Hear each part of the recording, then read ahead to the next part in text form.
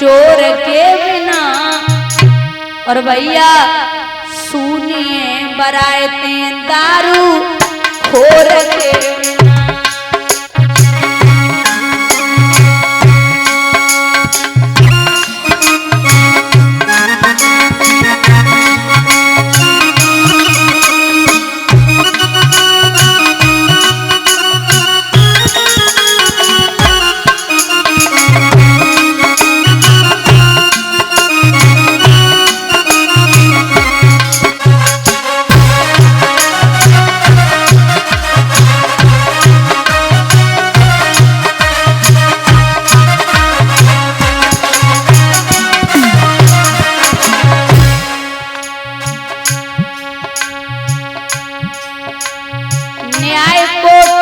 चुनर कोट बिन दूल्हा कोट बिना।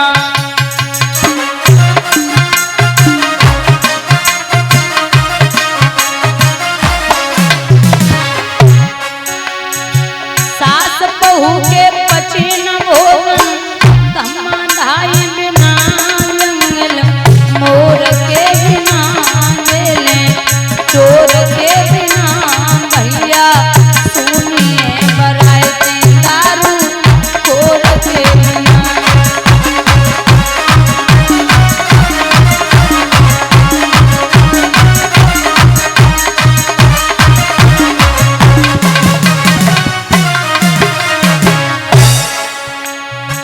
लगन नाई बिन भोग शाही बिन ससुरारे सारी बिना।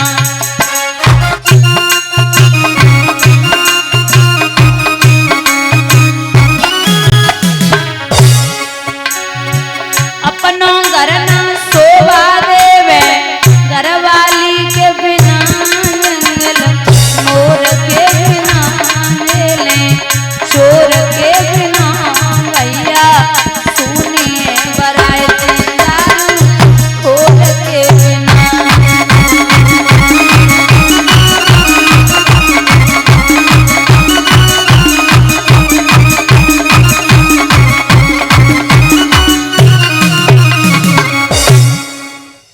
यहाँ जगह पे जगह राजा दशरथ ने वो राजा जनक ने पत्र भिजवाए। हर जगह पत्र गए लेकिन महाराज एक पत्र विश्वामित्र जी के यहाँ पहुंचा तो विश्वामित्र ने राम और लक्ष्मण को साथ में लिया और स्वयंवर देखने के लिए चले। अच्छा एक बात और है, बहुत ध्यान से सुनना। पत्र जो था स्वयंवर का वो हर जगह गया था लेकिन एक जगह नहीं गया। कहां? अयोध्या नगरी में राजा दशरथ के यहाँ जनक जी ने चिट्ठी नहीं भेजी थी। कारण ये है कि एक समय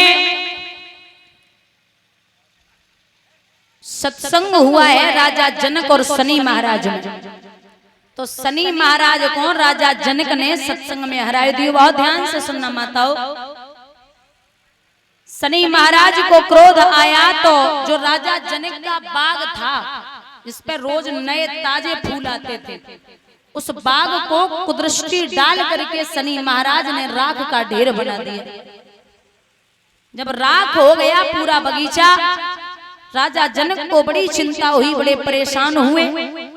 बड़े बड़े ज्योतिषी संत बुलाए गए, बोले महाराज ये बाग हरा भरा कैसे होगा? तो विद्वान ने सलाह दी है कि अगर कोई पतिव्रता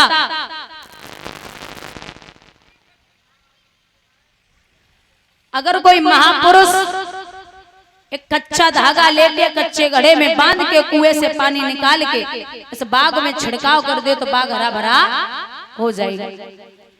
हर जगह चिट्ठी भेजी गई। एक चिट्ठी राजा दशरथ के यहाँ पहुंची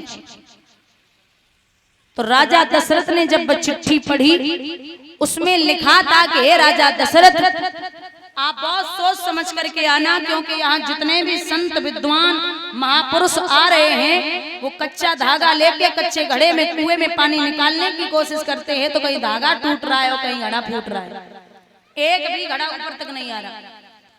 दशरथ जी ने विचार किया जब कोई ना निकाल पाए रो पानी तो फिर हम कहां से निकाल सकते। पत्र लिया, कोप भवन में लेट गए। जब कोप भवन में लेटे तो एक दिन ना आए, 2 दिन ना आए, महाराज धीरे धीरे 7 दिन हो गए।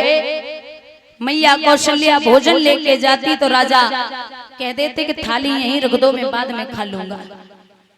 लेकिन 7 दिन से राजा ने भोजन नहीं करो, इतनी चिंता है। 8वें दिन एक मेहतर आया।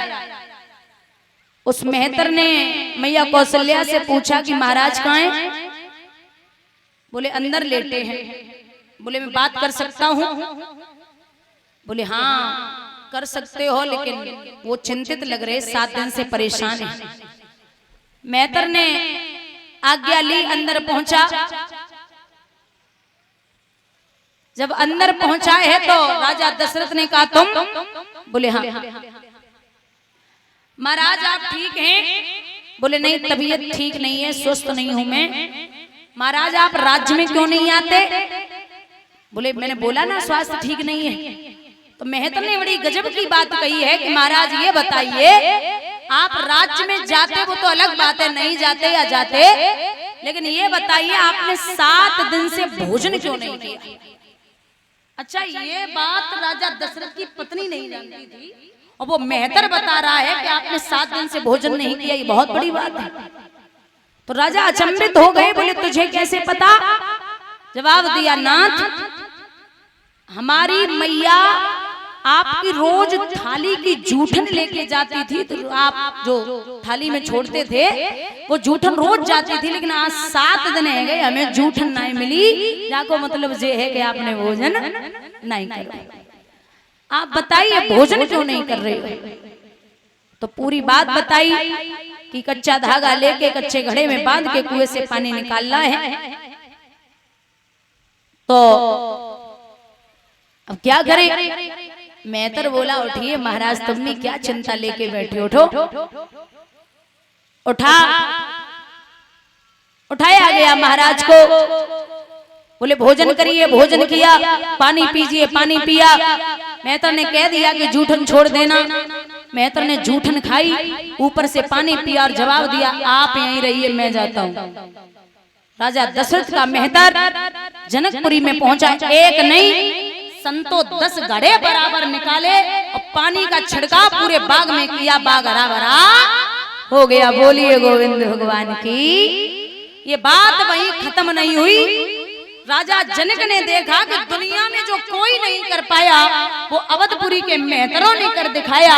अगर मैंने चिट्ठी धोखे से भी भेज दी अवधपुरी के लिए तो ऐसो न होवे राजा दशरथ पुत्र की जगह का मेहतर को भेज दे और मेहतर धनुष्टोत देवे और हमारी सीता मेहतर के साथ में चली जावे। इसीलिए अवधपुरी में चिट्ठी नहीं।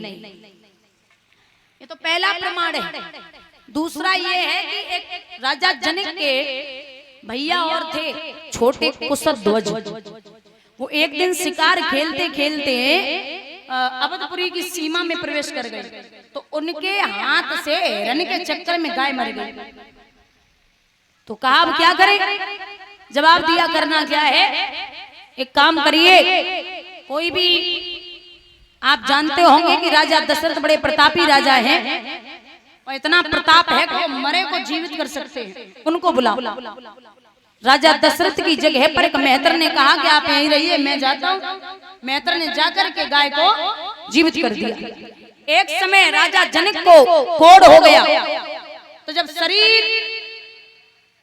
शरीर उनका गलने लगा तो उसी समय बोले कि अगर कोई पतिव्रता औरत आपके ऊपर एक लोटा जल छोड़ दे